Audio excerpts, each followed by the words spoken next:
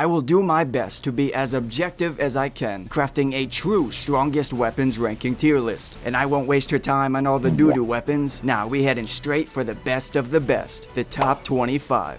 Alright, let's get this party moving with A tier. 25. Venom Claws. If you haven't tried these bad boys yet, then you are missing out, my friend. One of the only weapons in the game to apply passive poison. But not just any poison, this is Poison's war veteran badass grandpa named Deadly Poison. You don't scare me!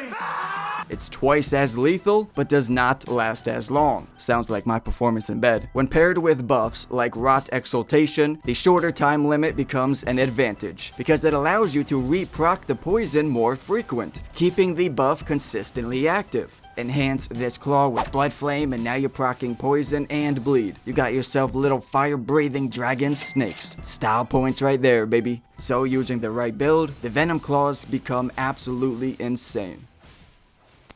24. The Rusted Anchor. If you want the biggest and baddest jump shot build on the market, power stance 2 of these Barnacle Baboons, resulting in the Double Anchor Spanker. This will violate in PvP. Right off the bat, it has one of the highest ARs for a Great Axe. What makes it so special is the pierce damage that it deals, which gives you access to the Spear Counter Talisman, buffing you an extra 15% more damage, and because of the nature of jump attacks, you are constantly counter-attacking, so it synergizes together beautifully. 23. The Coded Sword. And I added the Cypher Pada because they are like brothers, man. Cypher Pada is the shy younger brother, and Coded Sword is the older brother who just got his first car and a fat girlfriend. But don't be fooled by their shiny and glamorous appearance. This is not a big stick of rock candy. These bad boys can be dangerous on the right build. It's got astronomical damage potential because it deals straight holy damage and scales directly with faith, so you can buff it like crazy, making it ravenous in PvP. And both their weapon arts totally ignore shields. Like straight up, you can bust through shields like they're made of cardboard. The Cypher Pada is the pocket-sized version. It weighs nothing, so it is perfect for any faith build to keep tucked away and swap in if you need to give something a good punch in the nutsack. Yeah, baby. 22. Bloody Hellas. The ideal weapon for a powerful arcane build. Has a decent attack power with the longest reach of all thrusting swords. Big stack of style points for this diabolical design. That stabbing weapon art is vicious. In total, it deals 55 stance damage, but considering how swiftly you can perform it, you will quickly guard break most enemies. It seems just average, just okay on paper, but once used in actual combat, you can really feel the deadliness emanating off of this sword. It's Michael Jackson's reverse slide, gives you iframes, so it can be practically used for dodging attacks.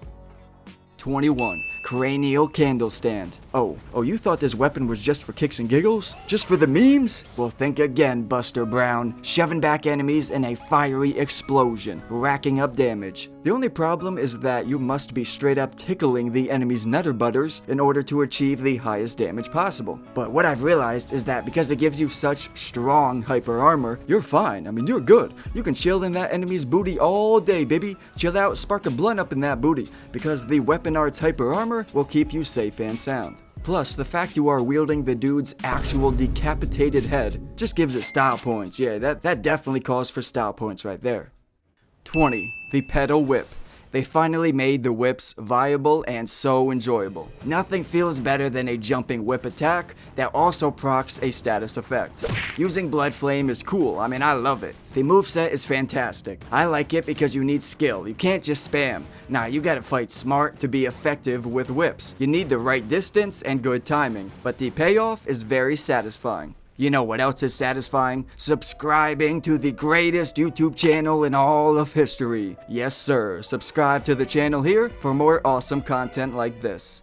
Do it! We're now moving into S tier. 19. Bloodhound Fang. This must have been Miyazaki's personal creation because it received so much special attention. First, its jump attacks are inherently more powerful, just because it feels like it. Plus, it can be enhanced with grease or effects, despite being a somber weapon with innate blood loss. Plus has one of the greatest weapon arts. Plus, it's easily obtained very early on in Limgrave. A recipe for an S tier placement for sure. 18. Rivers of Blood. This katana has a long history of love and hate abuse, which in my opinion blinds people to the fact that it is objectively, factually, one of, if not the coolest weapons in the game. This katana's got style points through the roof, baby. Deadly blood flame, noish. The appearance, beautiful. The bloodlust-filled backstory inspired by Japanese mythology, my god. This weapon is freaking awesome. All the PvP spammers, and those who complain like little boys about those spammers, have ruined this katana's image. In the beginning, Rivers of Blood was pretty damn cheesy, I'll admit. But after that huge nerf they dropped on it, it now holds up as a decent and upstanding weapon in Elden Ring society. 17. Cross Naginata. High attack power, passive bleed, and long reach for pokers. The infamous triple nipple. Power stance these, both using seppuku, then initiate PvP, and go to town on these scrubber dubbers, yeah baby, you know you want to. But hold up, it doesn't even have to be all that cheesy, because even ignoring the blood loss, you can still make a nasty build using lightning enhancement or even cragblade, simply because of the high attack power. Dual wield it, or two-hand a single one, blood loss or lightning, my boy can do it all.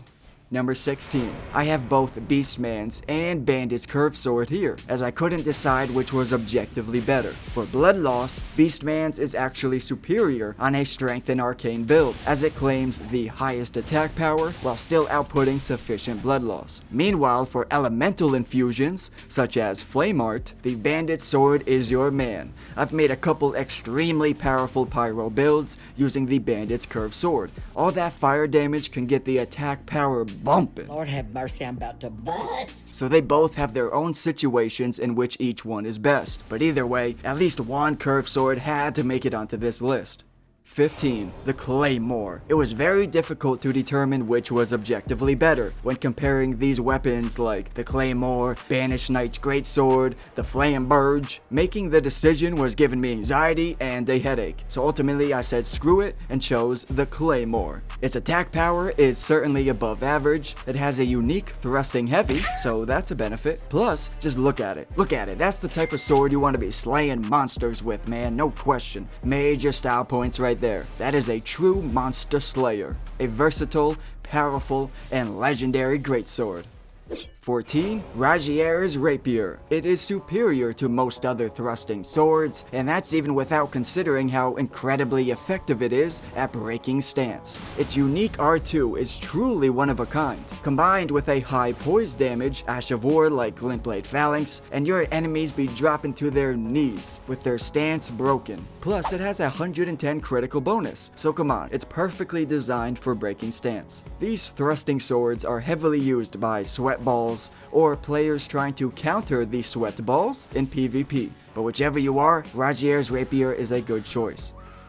13. The Gargoyle's Twin Blade. Many people will think of the Godskin Peeler as the greatest bloody twin blade, but the real pro gamers know that that is not the case. The Gargoyle's Twin Blade is superior. Yeah, it has a shorter reach, but hey, it's not about the size of the boat, it's the way you sail, so the way you float, how you float around in the water, something like that, man. It deals more damage is what I'm trying to say, and that's what is important. A strength arcane build with occult or blood affinity has the highest damage potential. Unfortunately, it does indeed look like a giant Q-tip used to clean earwax. It's tragic, but that's the truth. A big old dirty Q-tip that will shred through most enemies. 12. The Golem Great Bow and the Black Bow. So, the Golem's Great Bow has the highest AR out of all bows, and when using the Golem Great Arrows, it creates an area of effect blast around the point of impact. So wherever you shoot this arrow, it'll create a small AoE wind explosion. This is very effective in PvP, because you can just shoot at their little feeties and you send them flying. Though we also have the Black Bow, which opts for speed over power. Less beefy, but possibly more effective. You see people jumping and flapping around while shooting arrows? Well, this is the best bow for doing that. You're letting her rip on arrows, sending them flying in a barrage. Most commonly used with status effects like bleed or poison or frost. 11. The Star Fist, aka the spiky fishy fist weapon. The Star Fist is the king of all close range weapons in the game, has the highest attack power, and comes with bleed buildup. The charged heavies hit like a wrecking ball, literally using your balls of steel to wreck your enemies. And then you got a swift, light attack moveset, which is satisfying, great for proccing that blood loss. So the Star Fist gives you a very versatile playstyle. An attack power that high on a weapon striking this quickly is just redunculous. Number 10. Mog's Great Spear. Oh mama, this thing is a monstrosity. It's infamous for its weapon art, which can quickly shatter the dignity of any enemy, big or small, groups or single targets. It is relentless and unbiased in how it rains down death. But even disregarding that, the spear itself is incredibly powerful. It is the longest great spear, dealing fire damage and bleed through blood flame. And in case you haven't noticed, anything using blood flame gets style points from me. The true pro gamer sweatballs will use this in PvP. So if you see this charging at you, prepare for the worst. Number 9. As for the greatest sacred seal, I have the Godslayer and Golden Order seal here together. See, Godslayer seal has the highest incantation scaling up to level 70 faith, and its corresponding spell type is Black Flame, which is the best flame. Also, it's found super early in the game in Stormville Castle, so that's the icing on the cake for this seal. Although it's not truly the strongest. After level 70 faith, the Golden Order seal takes the lead with highest incantation scaling. So it seems to me the Godslayer seal is the best, while Golden Order seal can be the strongest. Before we dive into the God tier, we have our very important honorable mentions. The Dragon Halberd. Only a true Chatosaurus Rex would wield this weapon. If it had just a little bit longer reach, it'd be God tier. Bolt of Grandsax, Executioner's Sword, and Siluria's Tree. All three of these weapons most certainly should have been on this list. But man, I'm just tired of talking about them. Like, dude, for real, I'm sick of them. I'm done. I'm done with them. I'm done. Morgoth's Curved Sword. The most diabolical dildo you've ever seen. Its weapon art actually makes this one of my personal favorite weapons, but its low attack power holds it back. The Great Stars. If you've seen my videos before, you know this weapon is godlike and very versatile. Sword of Night and Flame. This is the legendary weapon. I don't know why I didn't make it on the list. Wing of Estelle. One of the best melee weapons for a spellcaster. Alrighty then, and now let's jump right into the God tier. Number 8. Great Sword. My god, I've never seen one that big before. Number 7. Nagakiba. This is the grand poobah of katanas. Everyone knows it. The speed of a katana with almost twice the reach. This sword is longer than a simp's weenie after being embraced by Fia. Has high stat requirements and it's a bit heavy, but that does not impede the Nagakiba's greatness. Throw Spinning Slash on here and spam away. Do it. Fulfill your destiny. Do it. If you're a horrible person, enhance with Blood Flame. If you're a Chatosaurus Rex, use the Unsheath Ash of War with Cold Affinity. And just for good measure, they even gave it a unique thrusting heavy attack. Nice. Number 6. Giant Crusher. How could I make a strongest weapons list without including the weapon with the single highest attack power in the game? This Baraki Boy hammer is unrivaled in the big bonking industry. It comes with its very own version of Lion's Claw, so you're then free to use something like Royal Knight's Resolve for even more Unga Boonga power. If you need to compensate for anything in your life, this is the weapon for you. Number 5. The Knight Rider Glaive. They should call this the Knight Riding Big Daddy. As I said in my top 10 strength weapons video, the Knight Rider is a master in multiple weapon arts. Though other strength weapons like Giant Crusher may boast a higher attack power, the Knight Rider stands out for its amazing versatility and effectiveness, including a very long reach, very capable of poking booty. If you try to tell me this is not the ultimate strength weapon, and I will reply to you with... Ding bong ding dong, his stone cold eye.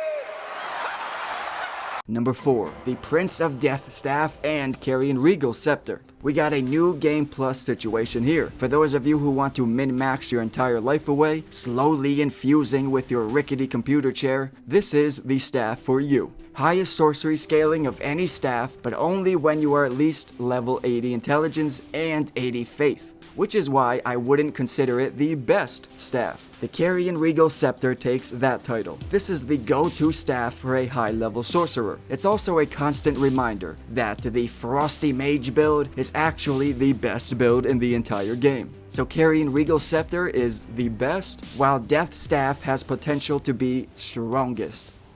Number 3. Rivers of Blood? Cheese. Moonveil? Cheese. Blasphemous Blade? Chad-tastic. Everyone deep inside their hearts knows this is indeed a top 5 best weapon in the game. There are many others like it, but none are superior to the Blasphemous Blade. It spanks Malenia, it wrecks the Tree Sentinel, it slaps Radagon.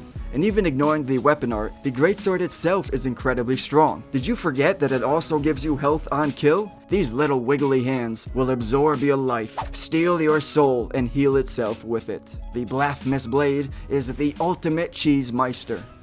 In second place, Dark Moon Greatsword. This actually feels like a real legendary armament, god tier style with the frosty magic emanating from it. Once you activate that skill, it's freaking go time, baby. On its own, other weapons are stronger, but if set up correctly, it can become extremely powerful because there's so many ways to buff this greatsword and its weapon art, including Spellblade armor set, Godfrey's icon, and all the other obvious stuff. And then once you inflict that frost debuff, then it's really game over. By the way, if you've made it this far, drop a fat like on the video and check to see if you're not already subscribed. I really appreciate all the comments and support from you guys.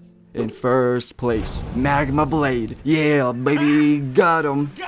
These are the cheek clapper masters. Listen man, I did my best to create an objective list, but of course I had to hit y'all with my absolute favorite weapon for the number 1 spot. You have the super effective curved sword moveset combined with a remarkably high attack power, fire damage off the charts. Not to mention the weapon art Magma Throw, which can break stance or straight up stun lock enemies until they melt away. This is what finally got me in bed with Malenia. And yeah, it was against her consent, but hey, whatever gets the job done, you know what I'm saying? So regardless of my biased opinion, the Magma Blade is undoubtedly god tier. Now it's your turn. Please correct my mistakes and comment your own top 5 or top 10 best weapons list down in the comment section. There's gotta be tons of rankings here that you disagree with or weapons that I missed. Thank you for watching, my fellow jabronis. I'll talk to you later.